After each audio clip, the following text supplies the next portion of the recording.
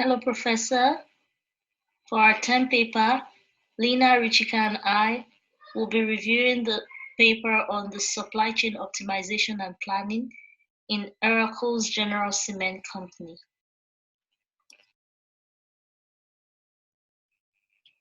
To do this, we'll go over a general introduction to understand our company. We'll look at the objectives of this term paper.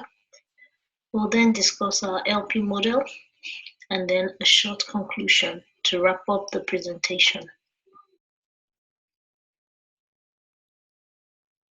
For the introduction, we'll talk about the company in general, product and shipping operations, then we'll look at some numbers and some geographical analysis.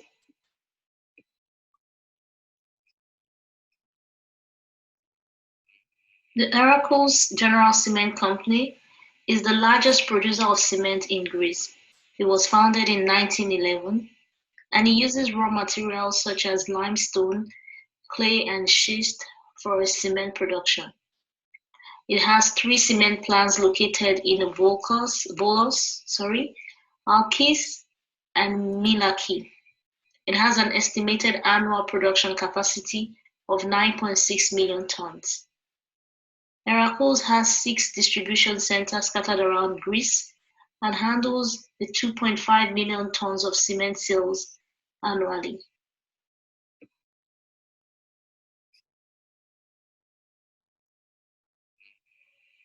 Heracles has 2 types of cements that are produced, the bulk and the bagged type, and they usually use road and sea for transportation of their goods. When they do use the sea, their Incoterms is cost, insurance, and freight, which is an agreement where charges are paid by the seller to cover the cost of shipping, insurance, and freight of the buyer's cargo. Here they cover all of the cost of shipping. For the free on board, it is a rule that defines the time when the obligation of the cost and risk is handed to the buyer. They usually use these 2 methods for their shipping.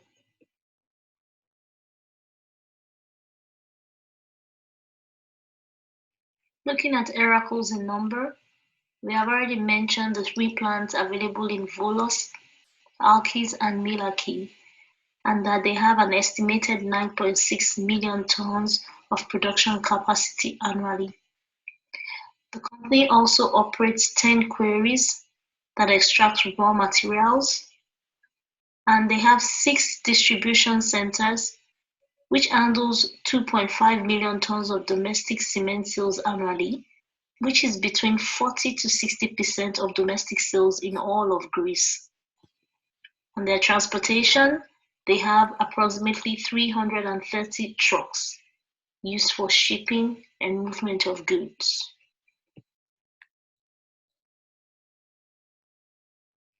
This diagram shows the map of Greece and the location of all the plants, the distribution centers, and the quarries that service the production of Oracle's cement company.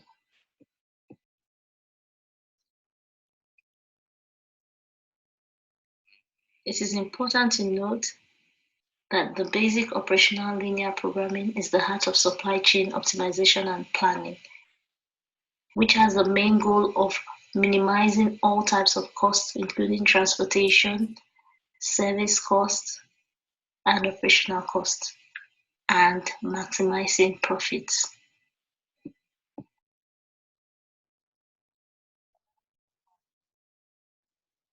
Now I will go through some of the objectives of SCOP.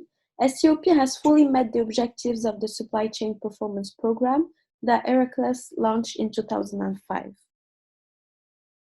The 3 main objectives are: 1, to improve the efficiency of decision-making processes throughout its supply chain operations.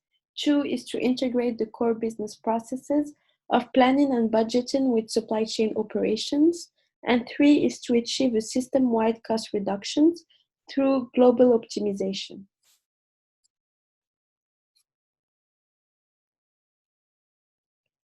Now let's go through some of the characteristics of SCOP. It helps the decision-making process for fleet sizing, fleet planning, capacity optimization, network optimization, and it provides an input for ERP systems, for purchasing raw materials and procuring means of transportation.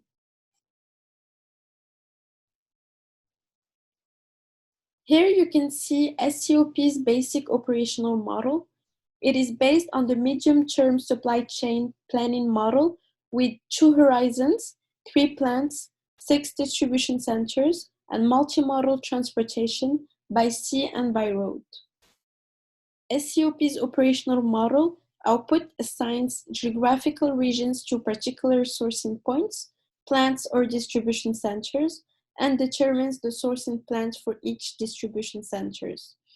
This allocation determines the production quantities for each product at each plant or distribution center. For our term paper, we reproduced a simplified model of the SCOP on Excel.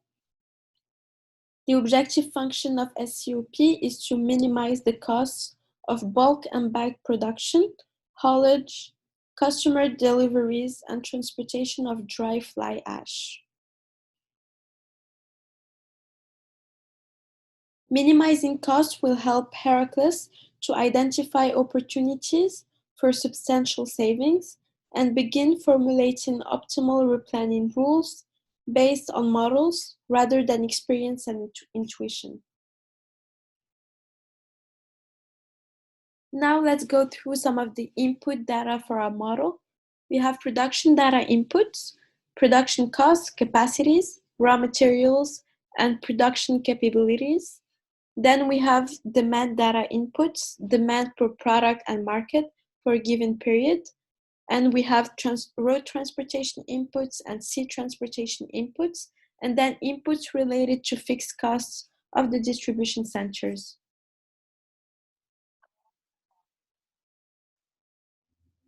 The decision variables are the unknown quantities that are to be estimated as an output of the LPP solution. Now, for our model, there were 7 decision variables. The first 2 are the quantity of the type 1 and type 2 cement that is being produced. The next 2 quantities are the quantity of the type 1 cement that is being transported using the pneumatic vessel, and the fourth variable was the type 1 cement that is being transported using the road tankers. The fifth decision variable was the second cement type that is being transported via road. The last 2 are the binary decision variable for ship selection as well as the DC selection.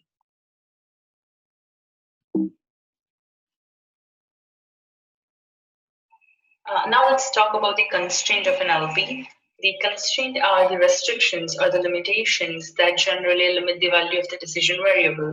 Now for our model, there were 7 constraints. The first 2 are the demand constraint for type 1 and type 2 cement.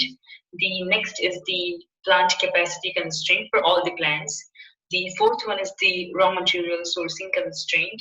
The next 2, that is the 5 and 6 constraint, are the fleet constraint for all the distribution centers and ships.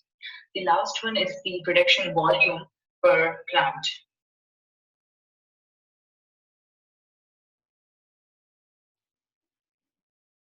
Now let's talk about the conclusion of our model.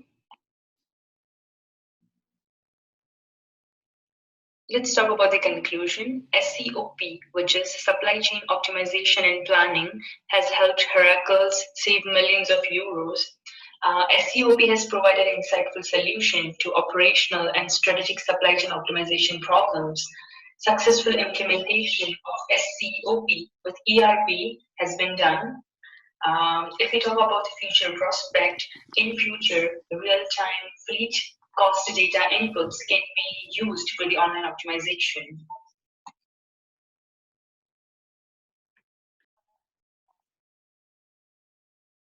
Thank you, Professor, for listening to us, and Merry Christmas.